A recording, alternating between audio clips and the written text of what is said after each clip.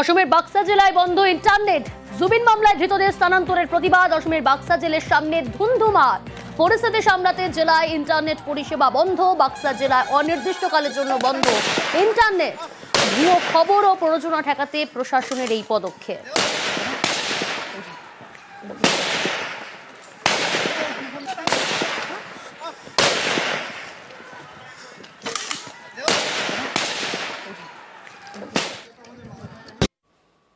জুবিন গার্গের মৃত্যু তদন্তে কি রাজনৈতিক হস্তক্ষেপ হচ্ছে? এই অভিযোগে উত্তাল অসম। জুবিন মামলায় ধৃতদের স্থানান্তরের প্রতিবাদ। অসমের বাক্সা জেলের সামনে ধুন্ধুমার পরিস্থিতি। পুলিশের কনভয়ে হামলা, পাল্টা পুলিশের লাঠিচার্জ।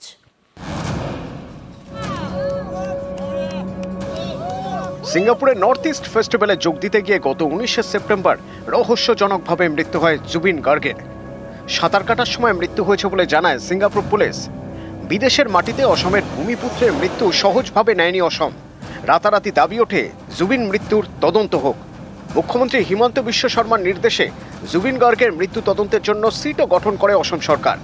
এখনো পর্যন্ত গ্রেপ্তার 7 জন। জুবিন গার্গের 2 বডিগার্ড, ম্যানেজার, শো অর্গানাইজার, ব্যান্ডের একজন সদস্য, একজন গায়িকা এবং জুবিনের এক ভাই। এদের মধ্যে 2 জনকে জিজ্ঞাসাবাদের জন্য সিটের অধীনে রেখে বাকি 5 জনকে 14 দিনের বিচার বিভাগীয় হেফাজতে পাঠানো হয়েছে।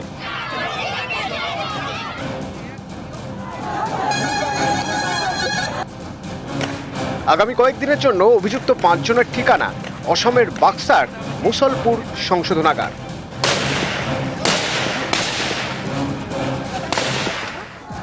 অভিযুক্তদের সেই সংশোধনাগারে নিয়ে যাওয়ার সময় পুলিশি কনভয়ে হামলা চালায় কিছু মানুষ।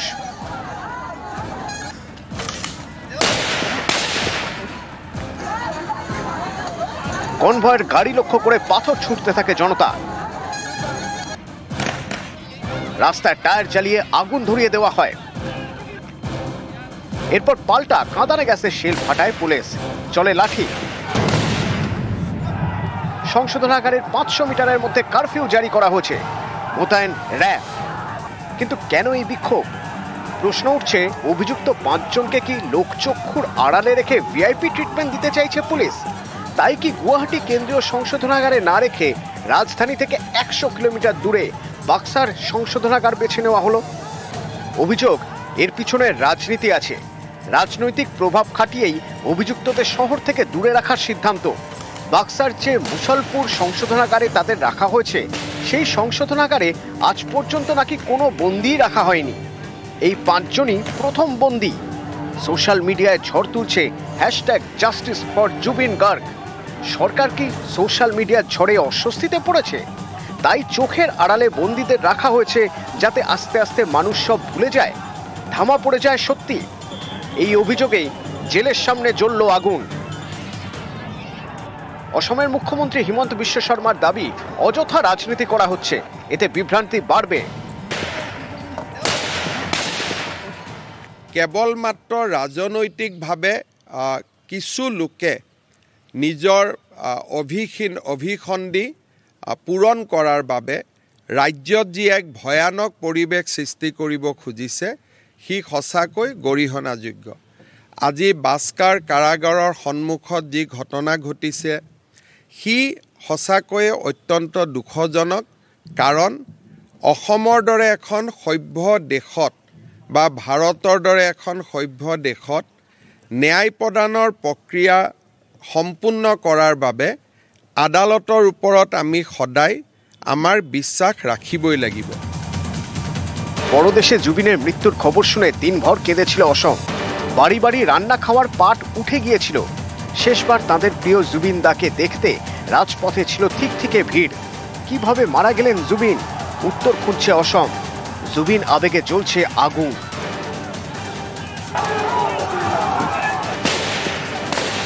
নিউজ 18 বাংলা।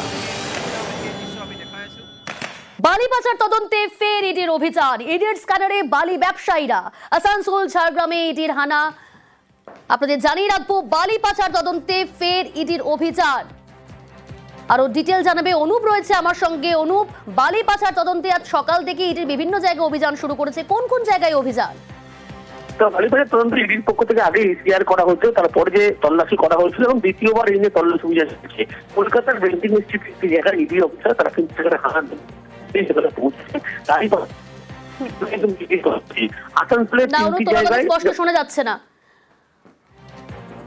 যদি সম্ভব হয় স্থান পরিবর্তন করো। বালিবাজার তদন্তে ফের ইডির অভিযান।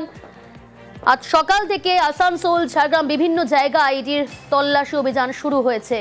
আমি আবারও কথা বলবো, অনুপ রয়েছে আমার সঙ্গে। অনুপ, যেমনটা বলছিলে, তো বালিবাজার তদন্ত একটি পক্ষ থেকে দ্বিতীয়বার থেকে তল্লাশি অভিযান কলকাতার বেন্টিং স্ট্রিট একটি জায়গায় ইডি অফিসার তারা সেখানে হানা দেবে। তার পাশাপাশি আসানসোল তিনটি জায়গায় আধিকারিক তারা কিন্তু ব্যবসায়ীর বাড়ি বালি ব্যবসায়ী অফিস। না অনুপ, তোমার কথা স্পষ্ট শোনা যাচ্ছে না।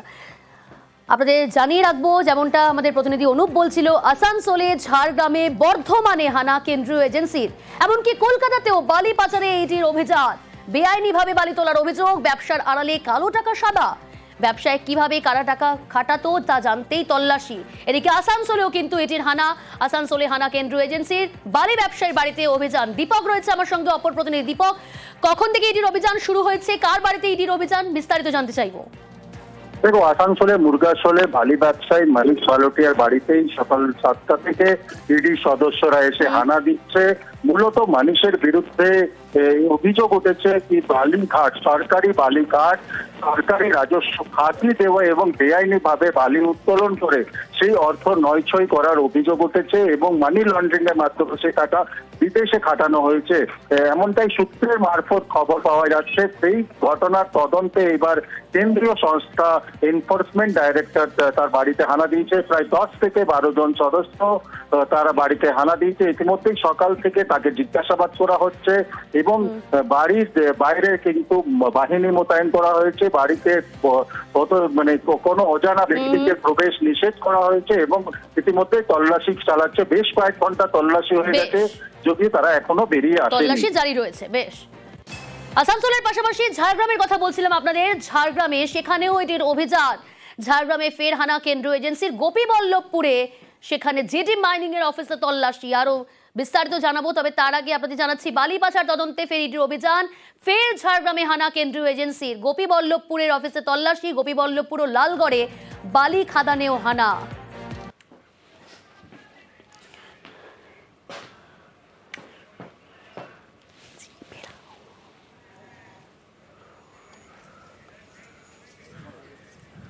দুটি জায়গার ছবি দেখাচ্ছি, আসানসোল, ঝাড়গ্রাম, সেখানেও ইডির অভিযান। এদিকে বীরভূমে সেখানেও কিন্তু আমরা দেখলাম আসানসোল, ঝাড়গ্রাম, আজ সকাল থেকে বর্ধমান, কলকাতায় ইডির হানা। বীরভূমে বালিঘাটে পুলিশের অভিযান, দুজনকে গ্রেফতার করেছে পুলিশ। আরো বিস্তারিত জানাবে সুপ্রতিম রয়েছে আমার সঙ্গে। সুপ্রতিম, কখন গ্রেফতার করা হলো এই দুজনকে? দেখো, গতকাল রাতে কিন্তু বীরভূমের মোহাম্মদবাজার থানার পুলিশ আচমকাই অভিযান চালায়। মোহাম্মদবাজার থানা এলাকায় যে ময়ূরাক্ষী নদীর যে সমস্ত বালিঘাট জেলায় আছে সেগুলোতে, এবং সেখানে কিন্তু বিভিন্ন বালিঘাটে অভিযান চালানো হয় এবং দেখা হয় যে কোথাও কোনো অবৈধভাবে বালি তোলা হচ্ছে কিনা। তার পাশাপাশি বালিঘাট থেকে আসার যে সমস্ত রাস্তা আছে, রাজ্য সড়ক বা জাতীয় সড়ক রয়েছে, সেগুলোতে অভিযান চালানো হয় এবং সেই রকম অবস্থায় সরকারি চালান ছাড়া যাওয়া বালি বোঝাই একটি ট্রাক এবং 5টি ট্রাক্টরকে পুলিশ আটক করে এবং তাদের কাছে কোনো বৈধ নথি পাওয়া যায়নি এবং দুজনকে গ্রেফতার করা হয়েছে। এবং বীরভূমের মহাদয়া থানার পুলিশ জানিয়েছে আগামী দিনেও হঠাৎ করে এই ধরনের বালিঘাটগুলিতে যে অভিযান তা চলবে। বেশ।